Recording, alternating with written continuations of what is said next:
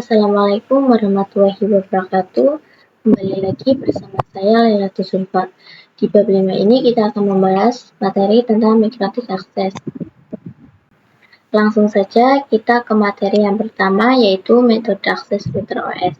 Untuk dapat mengakses Migratik baik dengan real device ataupun router OS yang kita install di PC, ada berbagai cara akses. Metodenya beberapa aplikasi yang menjembatani akses Migratik router OS, dan diantaranya adalah ada keyboard. Nah, keyboard ini bisa dilakukan jika kita memasang router OS pada komputer atau PC, yaitu melalui CLI, lalu ada serial console, remote server, yaitu telnet atau SSH, kemudian Winbox. Ini adalah aplikasi yang paling familiar atau paling sering digunakan untuk melakukan akses router OS. Selanjutnya ada FTP, API, QuickSet, WebKit, atau HTTP, MAC-Telnet, lokal, dan Migratik TIG-app. Untuk Migratik TIG-app sendiri itu dapat diinstal pada Android atau iOS. Yang kedua yaitu akses router board dengan menggunakan Winbox. Cara yang paling mudah dalam mengakses dan mengkonfigurasi router Migratik adalah menggunakan Winbox atau real device. Untuk aplikasi Winbox sendiri, dia available on Windows atau tersedia di Windows, sedangkan terkait Mac OS dan Linux bisa menggunakan pihak ketiga. Untuk menghubungkan antara router dan laptop dapat dihubungkan menggunakan kabelan atau yang sering kita sebut dengan kabel UTP. Pada tampilan Winbox, agar dapat mengaksesnya, kita bisa memasukkan MAC address ataupun IP address, dan di bagian user bisa diisi sebagai admin, lalu untuk di bagian password kita kosongkan. Yang ketiga yaitu menu hostname IP address pada Winbox. Di sini kita akan membahas mengenai menu hostname IP address pada Windows. Dengan langkah pertama yaitu kita akan memberikan identitas nama router board, dan yang kedua kita akan memberikan IP address pada router board. Di sini kita masuk ke aplikasi Winbox, lalu di bagian kiri kita pilih menu sistem, lalu klik ganti. Di sini kita dapat mengisi sesuai keinginan kalian. Di sini saya isi dengan nama saya sendiri yaitu Zulfa. Jika sudah selesai kita bisa klik OK, dan kita sudah diberikan hostname sesuai dengan apa yang kita inginkan untuk memberikan IP address. Lalu kita klik pada menu IP, lalu klik lagi di bagian address dengan tanda plus untuk menambahkan IP yang kita akan memasukkannya. Kita masukkan IP yang kita inginkan. Untuk bagian network kita biarkan saja, lalu kita bisa pilih port beberapa yang akan kita sambungkan ke PC kita. Di sini saya pilih Ether 2. Setelah selesai maka kita bisa klik apply, lalu OK. Yang keempat yaitu pengenalan tampilan Migratik pada Windows. Jadi pada bagian connect to merupakan langkah yang kita gunakan untuk mengakses router kita. Misal kita melakukannya dengan MAC address atau IP address, kemudian pada bagian login ini adalah opsi user yang digunakan dalam mengakses Migratik jika kalian belum pernah mengubah. Maka usernya menggunakan admin dan untuk passwordnya itu masih kosong. Selanjutnya pada menu identity, ini adalah hostname pada Migratik. Lalu ada version, ini adalah versi image pada Migratik. Kemudian pada bagian port ini adalah cloud host router. Pada uptime ini merupakan berapa lama Migratik kita diaksesnya. Dan kita bisa lanjut pada tampilan ketika sudah berhasil terkonek. Pada bagian paling atas adalah informasi login yang sudah saya sebutkan sebelumnya. Di bawahnya terdapat menu session, yaitu untuk menyimpan sesi, dan pada bagian dashboard terdapat banyak sekali menu. Yang pertama ada menu undo, redo, dan save mode, yaitu untuk mode remote akses terdapat juga session, ada uptime, yaitu berapa lama waktu router kita diakses, lalu ada memori atau RAM pada router, dan ada CPU pada router. dan ada tanggal serta waktu yang digunakan. Di bagian sebelah kiri adalah menu-menu yang terdapat pada aplikasi Winbox. Lalu dimulai dari quick set, yaitu yang digunakan untuk konfigurasi beberapa menu utama dalam satu layar, seperti IP address, DHCP, POE, read, NAT, wireless. Yang kedua adalah menu adjustment. Digunakan untuk controller jika ada banyak akses point. Misal di hotel ada 100 akses point mikrotik, kemudian ada menu interface, bagaimana dikontrol dalam satu mikrotik, kemudian ada menu interface yang digunakan untuk konfigurasi interface berupa Ethernet, IP, tunis. Selanjutnya juga terdapat menu wireless yang digunakan untuk konfigurasi wireless, NStream, dual self, access list, registration, connect self.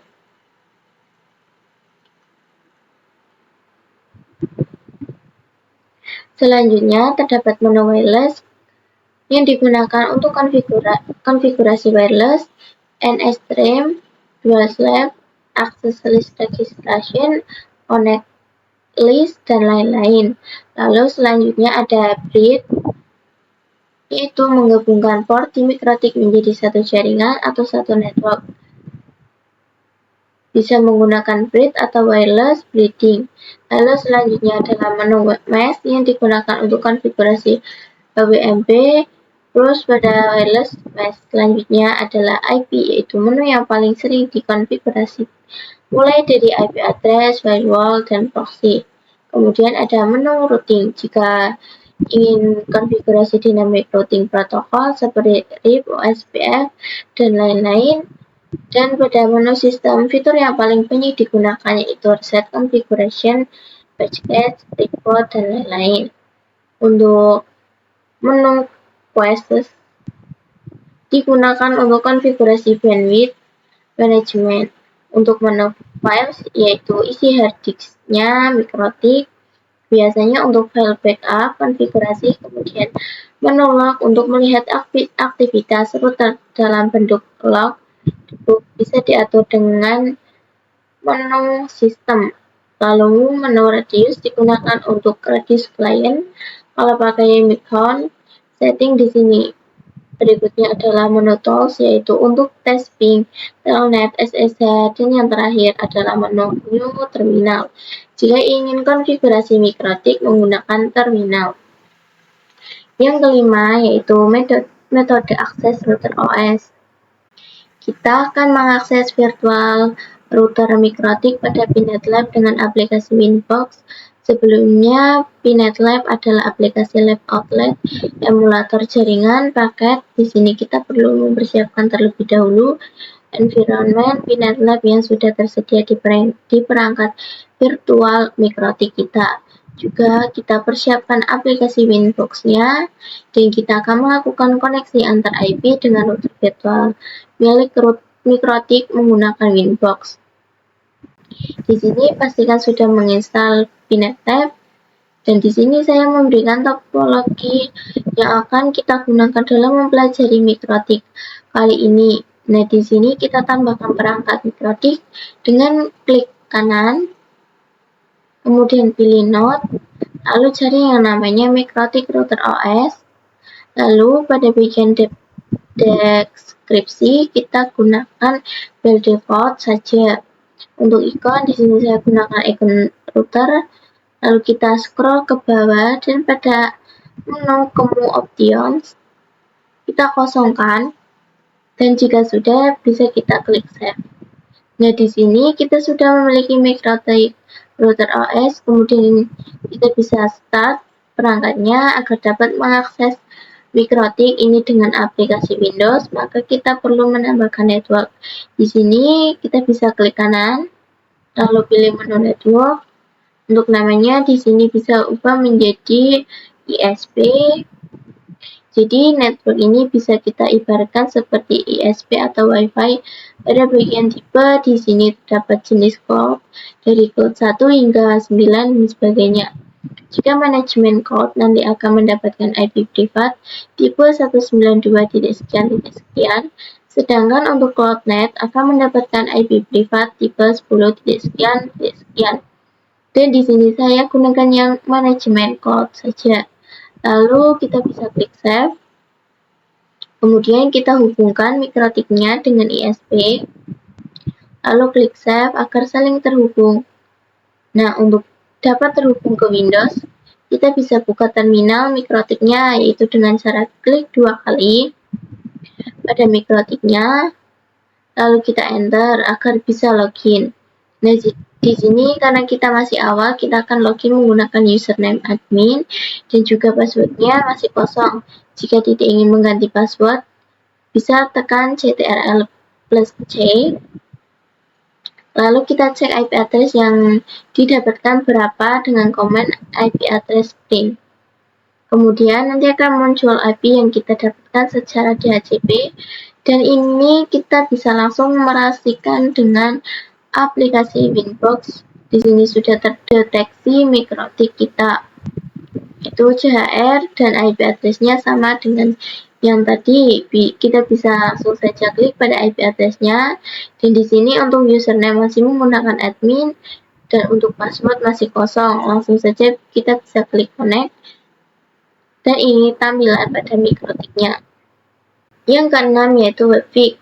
Jadi Webfig adalah metode akses yang bisa digunakan untuk mikrotik yang berbasis halaman browser. Webfig diperkenalkan secara TerOS versi 5 dengan fungsi yang sama dengan Winbox dan versi support IP versi 4 dan IP versi 6. Juga support HTTP dan HTTPS. Webfig juga sering dijadikan alternatif dari Winbox, dan untuk mengakses WinWebfig bisa menggunakan router pada browser yaitu http://. Kemudian masukkan IP-nya. Nah, untuk tampilan halaman browser, Webfig bisa melihat pada gambar di samping kanan. Cara menggunakan Webfig, kita harus terkonfigurasi terlebih dahulu aplikasi IP address pada mikrotiknya. Jadi kita akan menggunakan IP address yang kita dapatkan secara dinamik pada topologi dari ISP di BNetLab. Untuk prakteknya, kita akan coba membuka browser dan ketikkan IP dan inilah tampilan dari grafik yang terdapat banyak menu di sebelah kirinya. Yang ketujuh yaitu QuickSet.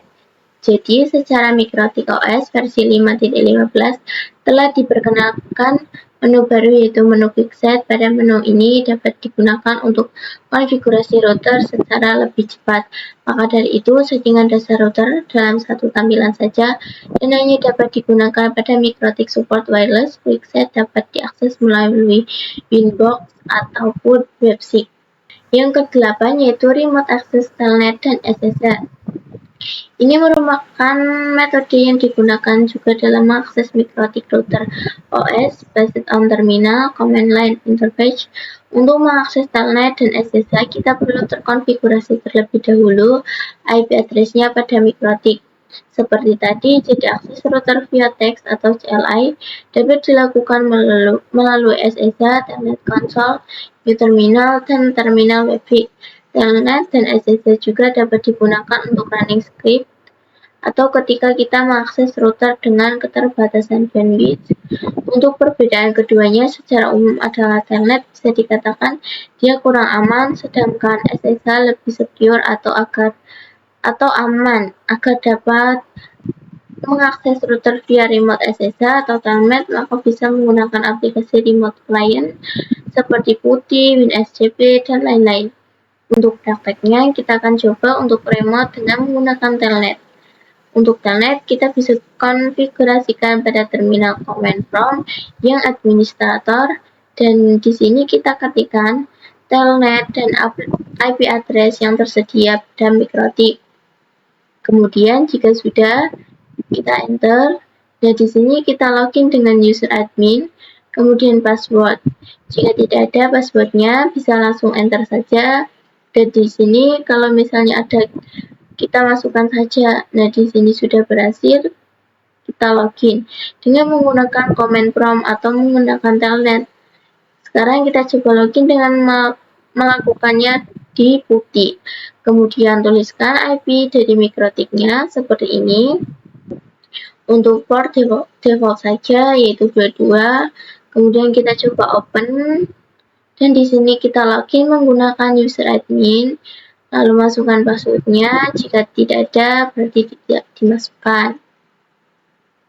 Nah, di sini saya sudah berhasil login mikrotik dengan menggunakan putih. Yang ke-9 yaitu konsep serial console. Jadi, serial console ini adalah cara lain untuk mengakses mikrotik tanpa IP atau MAC address. Dengan cara ini kita tidak perlu khawatir koneksi mikrotik terputus dari remote, dan dengan serial console ini kita bisa melakukan troubleshooting. Ada router jika tidak dapat di-remote oleh Winbox, Telnet, ataupun SSH. Kita juga bisa melihat proses booting router di sini. Kita perlu ketahui. Dengan cara ini kita hanya bisa meremote dengan mode CLI dan tidak semua router itu bisa menggunakan cara ini. Hanya yang memiliki port serial console saja yang dapat mengaksesnya. Biasanya yang memiliki port serial console. Cara menggunakannya itu bisa masuk ke terminal seperti putih, kemudian pilih yang connection tipe serial dan sesuaikan serial yang dapat dilihat pada device manager. Kemudian konekkan saja. Oke, jadi seperti itu untuk pembahasan bab yang kelima ini. Kurang lebihnya saya mohon maaf jika ada salah kata atau kurang jelas. Semoga bermanfaat. Terima kasih. Wassalamualaikum warahmatullahi wabarakatuh.